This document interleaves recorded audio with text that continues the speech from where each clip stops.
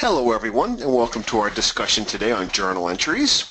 My name is Brad, and I'll be hosting a demonstration today, the goal of which is to go over journal entries in general, including what they are, how do they function, what are the appropriate occasions to use them, etc.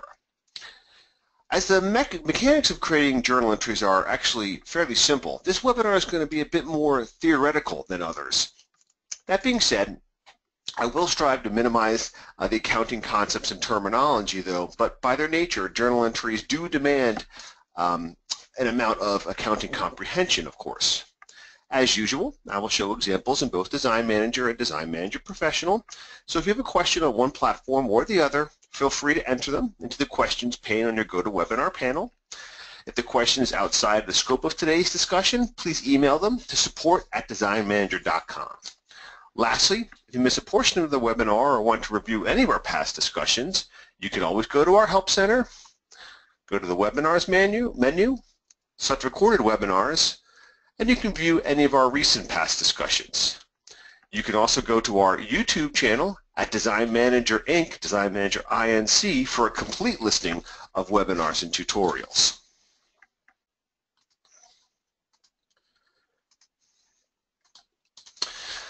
To begin, let's first discuss the basic concepts of journal entries. In short, journal entries are used to manually manipulate account balances and do so outside the confines of daily transactions, such as entering vendor invoices, recording cash receipts, etc. A few important characteristics of journal entries are as follows. First, every journal entry must affect at least two accounts, though it can affect many more if necessary. It is not possible for a journal entry to only affect one account, as this will unbalance our accounting. Well, what do I mean by unbalance?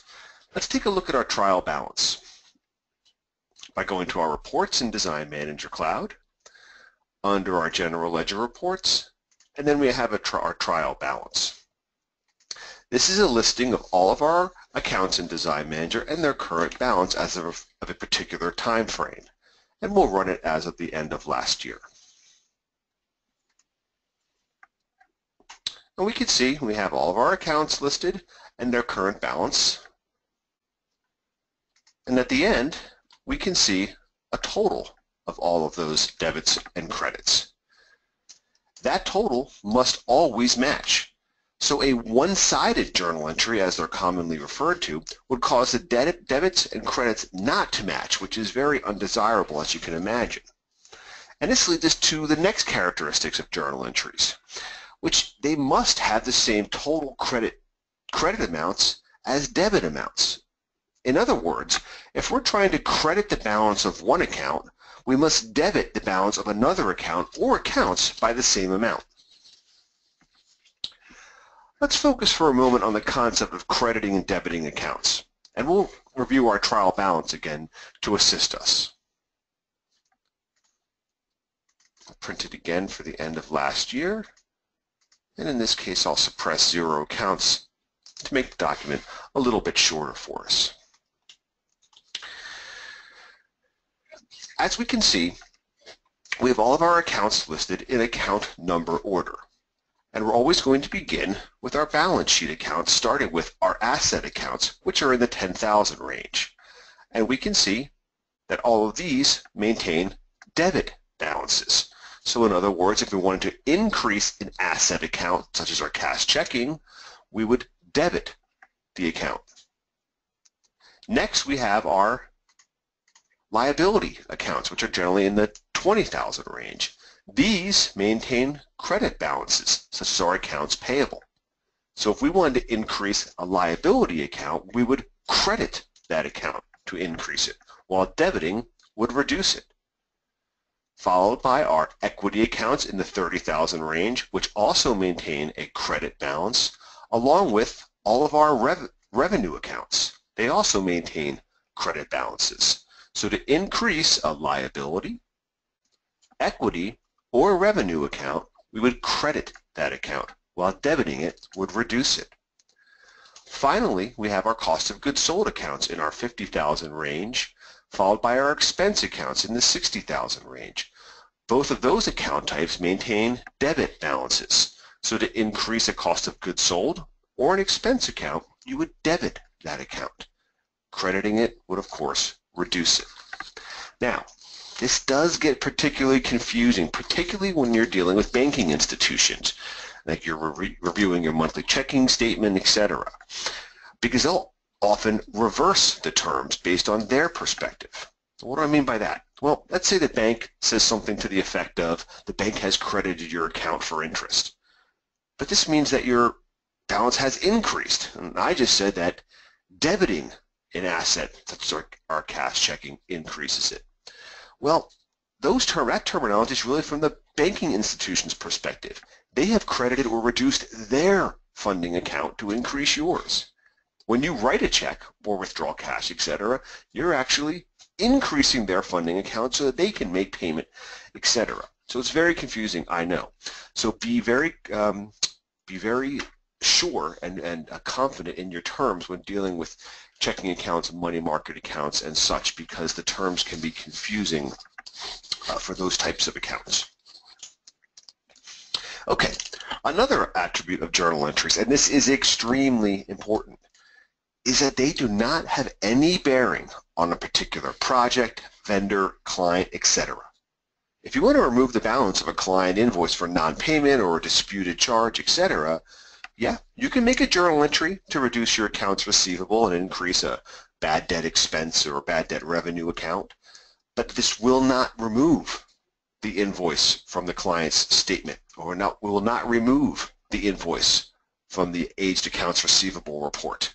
We're simply manually manipulating those two accounts outside of the confines of the normal or natural transactions in Design Manager, and it has no effect on a particular project. So take note of that. And that leads us to our final point. If you find yourself making excessive amounts of journal entries, or you're not confident in making journal entries really at all, you probably want to contact technical support, Design Manager, for some advice, or even schedule some time with a Design Manager trainer, as journal entries really should be only used in specific circumstances. And that brings us to the topic of what circumstances are appropriate for using journal entries. Well, I've listed a few common ones on our journal entry uses in Design Manager, and let's go through some of these examples. First, making closing entries given to you by your accountant. Okay, the accountant may provide you with end of the month, or certainly with a year-end entry, and they're going to give you a simple set of accounts to credit or debit to make sure that your accounts in Design Manager match your income filing for that year, or sales tax as well. In a similar vein, account reclassification for tax purposes. The accountant may want you to remove revenue out of an account and put it into bad debt or something along those lines. You could also record depreciation and amortization, where the accountant would want you to reduce the asset of equipment or office furniture, etc., and move that into a depreciation expense account. Things that the accounting firm does themselves, and we're making our accounts match their transactions exactly. Another use, and very common, is making payroll entries, and this is especially handy if you have a payroll service. The payroll service, or your accounting professional, quite honestly, if they handle your payroll for you, they're going to supply a single journal entry that will show how you're reducing your cash, how you're increasing your salary and payroll accounts, and even recording 401k matching or other advanced payroll practices like healthcare, etc. So that's a very common use for journal entries in Design Manager. You may want to adjust items in the wrong month. This could be something where it's very difficult to change how an account is distributed in a particular fiscal period or calendar period, and you want to reverse it. You could use a journal entry to do so. That usually requires a higher understanding of what you're actually doing, because again, you're not changing those transactions, you're backing out or reversing their effect upon your financials, and then perhaps re-entering it into a proper period. Quite often that could be a situation where you want to contact Design Manager technical support. You may want to accrue cost of goods sold. What do I mean by that terminology? Well, in traditional accounting practices, You'll first have recorded the vendor invoice for your goods or services, and upon invoicing your client, the cost of those goods or services move out of work in process into cost of goods sold.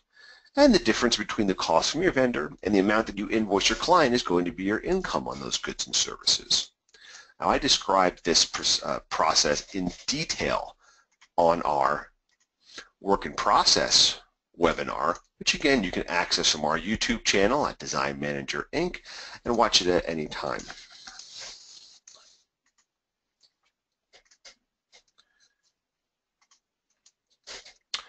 Now, if you invoice your client prior to recording your vendor invoice, your net income is going to be overstated. Basically, it seems like you've made pure profit on that good or service without any reducing cost of goods sold. Particularly if it's at the end of the fiscal year, you're going to be liable for income tax on all of that overstated income, a situation which of course you don't want to be in. So in Design Manager, there's a report called the Cost of Goods Sold Accrual Report, which lists all such purchases that are in that situation. And at the end of the month or the fiscal year, you can make a journal entry which would increase the appropriate cost of goods sold accounts while properly balancing these costs with an entry to an accrued cost of goods sold liability account. And that gives a much more accurate picture of your true income while also reflecting that the company does indeed owe these estimated costs in the future. You would then reverse this journal entry at the beginning of the next month. In other words, back out these transactions by crediting those cost of goods sold accounts and debiting or alleviating the liability account. Does that sound like it's a lot of work? Well, it is, but companies who do tend to invoice their clients prior to receiving the vendor invoices would have to go through this to have an accurate portrayal of their true fiscal standing, which is why in Design Manager we always recommend to invoice the client at the end or when they've taken ownership or possession of the good or service. Another example of journal entries in Design Manager, simple things, service charges, discounts, rounding remainders, certain times in sales tax, and sales tax can go out to 3 or 4 decimal places in certain areas. There might be a cent or two here or there, and you want to move that off of your sales tax into some revenue account or something like that. Or people will make a journal entry to input a service charge from a banking institution or those types of things. Very common and easy way to input those transactions in Design Manager. So those are 5 of the most common uses for journal entries in Design Manager. Again, if you find yourself making journal entries not in these 5 examples, or if you find yourself doing it excessively, please contact us as we might want to provide some insight to you. Okay, now that we've discussed the theories and uses of journal entries at length, let's walk through some concrete example. Now, we just referred to the recording of depreciation of our physical assets. Depreciation can be considered the loss of worth of your equipment, electronics, even your website, and such over time. Normally, your accounting professional will provide you with this information after doing your yearly taxes. So let's see how this works. We'll start over in Design Manager Cloud,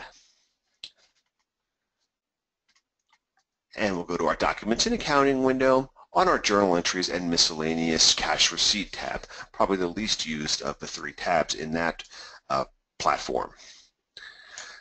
To create a new journal entry, we can simply highlight our journal entry folder, right-click, and do New Journal Entry, or I can use the Journal Entry button along the top toolbar as well. Either way is entirely fine. That gets us to our journal entry window. And Design Manager comes up or creates an entry number for you, which you can absolutely use. Many people, myself included, tend to change these just to have something a little bit more indicative of the journal entry itself, or I have come up with a series of journal entry, call them codes, that I like to use that I can run reports based upon and those types of things. So let's take a look quickly at our trial balance one more time. And we'll go back to 2016. And let's look at our equipment asset account. We have 25, 45, 15 in there. And let's imagine, just for sake of argument, that the accountant is giving us a journal entry where we want to reduce that equipment asset by making it an easy $100. And we're going to offset that by putting it into an expense account. Again, a very common journal entry usage. So let's change our entry number. Let's do something along the lines of DEP for depreciation, 16 for last year. The entry date, I would usually put in the end of last year. Now in Design Manager Cloud, the entry date is the period that's going to be reflected upon our financials as well. Our professional users know that you also have a fiscal month, which will determine what period the journal entry is going to affect your accounts. Even in professional, though, that journal entry date could have effect on certain accounts like your checking account, cash account, sales tax account, those types of things, which are also calendar-based as well. So always be careful with your journal entry date. Transaction description, entirely optional, but if you've ever listened to one of our webinars in the past, you know I'm a very big advocate of them, as I never know what I may have been entering in weeks or even months prior. So this could be something as simple as 2016 depreciation. And now we need to enter our accounts and the amounts that are going to be affected. And we do so by clicking on the Add button as indicated by the green plus sign. And that gets us to our journal entry distribution window. Here we're going to input our account. First, let's select our equipment asset account.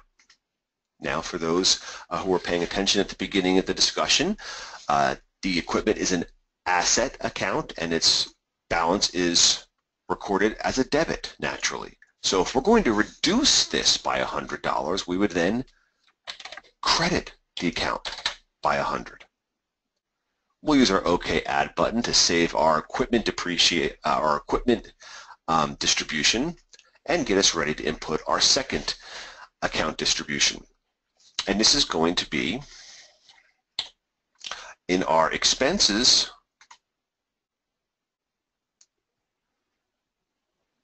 We have a depreciation expense account.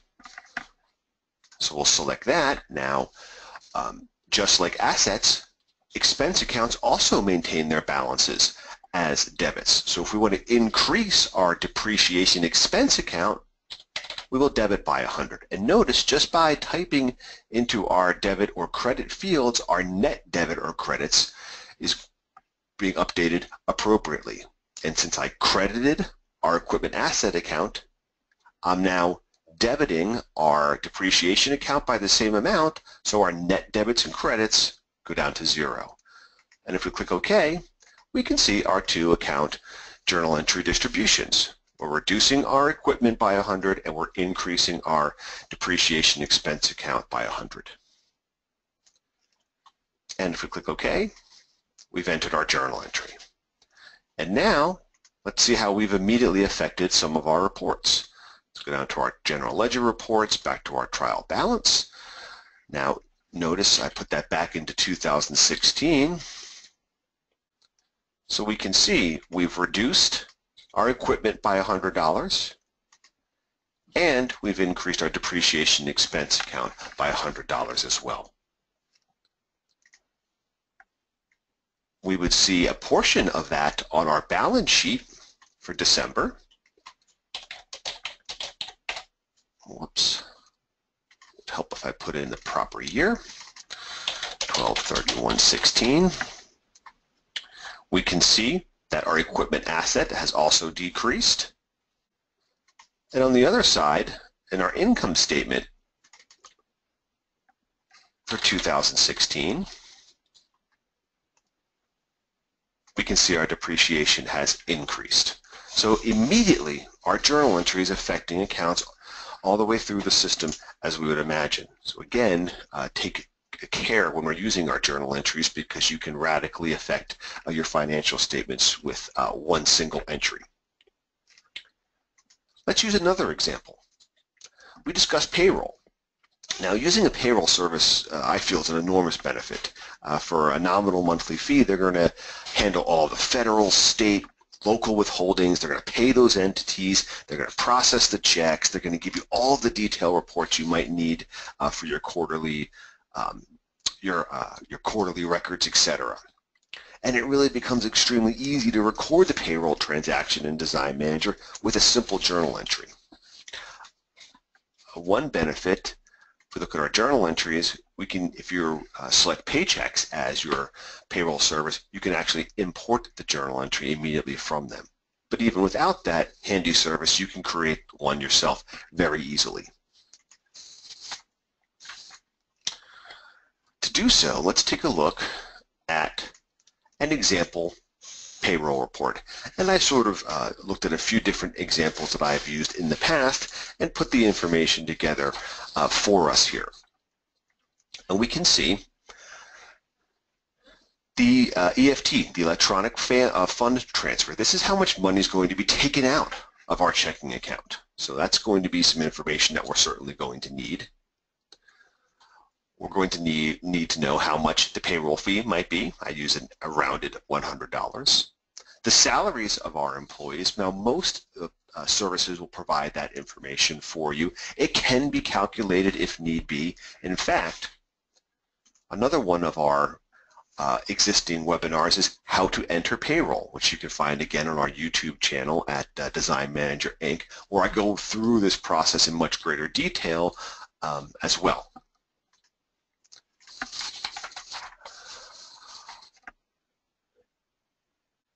We also are going to have some additional. So we have our 401ks that our employees have contributed. That's fantastic. But we're more concerned with our employee matching amount. That's going to be coming out of one of an expense account, an expense for our company. The employee withholdings has really no bearing at all on our journal entry. It's more for our information. But our employer liabilities certainly are. These are going to be all of the taxes that we pay to various institutions. All we care. In general, you could break each of those out, and there could be scores of them depending on the time of year. I suggest this to have a single payroll tax account because your payroll company is going to provide. They're going to have all the reports that you could possibly need that would go into detail of all those various accounts. I just want to have the entire tax liability number, and it's provided right here. So any payroll service that you have will give some type of report that will provide you with all of the information you're going to need to make a very simple journal entry. Let's go ahead and use the professional platform to do so. Now in the Pro Cloud, we go to our accounting tab and then our general ledger frame, click on our journal entries button, and we're ready to process. Now this is going to be for my January payroll as of the end of the month, so I want to select my fiscal month back to January in the professional platform, and then I'll click Add. And now notice this looks very, very similar to our example in Design Manager Cloud. We have our entry number created for us. I'll change that. Let's do P for payroll, 01/17, so the first month of 17. The entry date will be 1/31/17. Description, payroll, 1/16 through 1/31. Now we just add our accounts. Click our Add button. Our first account is going to be our checking account. This is where all those funds are coming out of.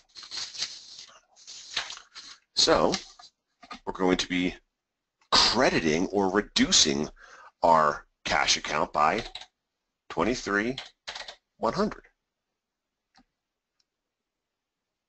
Click OK. Now we're going to start adding in the various distributions, or what did we pay for this $23,100? Well, first off, our salaries. So we can look at our salaries expense account, and in our example, that was $21.80. Expense accounts, again, are debit balances. If we want to increase our salary or how much we spent on salaries, we're going to debit that account, $21,080. We also have our payroll fee of $100. Now, that was paid out of our reduction of our checking as well. So we'll put that under some bank service charges and fees. Fantastic. And again, another expense account, so we'll debit that to increase how much we've spent on service charges or fees. We also have our payroll liabilities. How much taxes did we have to pay out of this $23,100? And that was $1,620. Payroll taxes, unemployment, perfect. That will be another debit. And now, our last example is our 401k matching. So we also contributed $300 to our employees' 401k plans. So that would be another expense, and there it is. Debit to increase that account, and we're good to go. And notice our net debits and credits are now down to zero. The payroll company took out $23,100, $21,080 of that was for salaries, $1,620 was for payroll taxes, our matching 401k was $300, and every month or every pay period they charged $100 for this service. Fantastic. Click OK, and now we have our journal entry on a new tab or our posting tab in the professional platform. We could put a journal for our records if desired. And upon posting, we'll now put that into the first period of fiscal 2017. And there it is on our existing tab. And again, if we look at some of our financial statements, we could see on our income statement, January, there's our salaries, our payroll taxes, our bank service charges, and our 401k matching. Just like that. Very, very easy way to do so. Even more so, if you have most of your employees are salary, then you could create what we call a recurring journal entry in the professional platform. Notice there's a recurring button along the bottom. And this is very handy for entries that have to get made on a monthly or a very timely manner that you use a journal entry for. Let's say that one of my banking institutions, or perhaps one of my banking institutions or money market charges us a monthly service fee. Well, if we look on our recurring journal entry window, I've created a monthly service fee. Every month, they reduce my checking by $12 for fees, so rather than having to type this in or enter it in time and time again, each month when I get my statement, I can come into my recurring journal entries, tag or select, choose it, and now I'm ready to go ahead and post. And I could even edit it, and this might be 0217 fee for February of 17, monthly fee, whatever date it comes through, etc. So you can even edit or change the journal entry to be more specific to the particular period. And again, you could post at your leisure. This will be into the current month. There we go. So recurring journal entries for payroll, you could have all of our payroll accounts listed in there, or any other transactions that you record via a journal entry can get created and stored in your recurring journal entries. It makes them very, very easy to select when needed. And that really brings us to the end of our discussion on journal entries today. And we'll try to go over common and valid uses for journal entries while describing some of the issues that can occur when using them properly. We also reviewed the proper effects on the standard types of accounts when implementing a journal entry. In other words, we're debiting assets to increase them, we're crediting revenue accounts to increase them, etc. And then we went through two simple examples both in Design Manager Cloud and Design Manager Professional Cloud to see how easy it is to really record journal entries in both of those platforms. And with that, I'd like to thank everyone for joining us today. I hope you have a wonderful afternoon and that you join us again soon.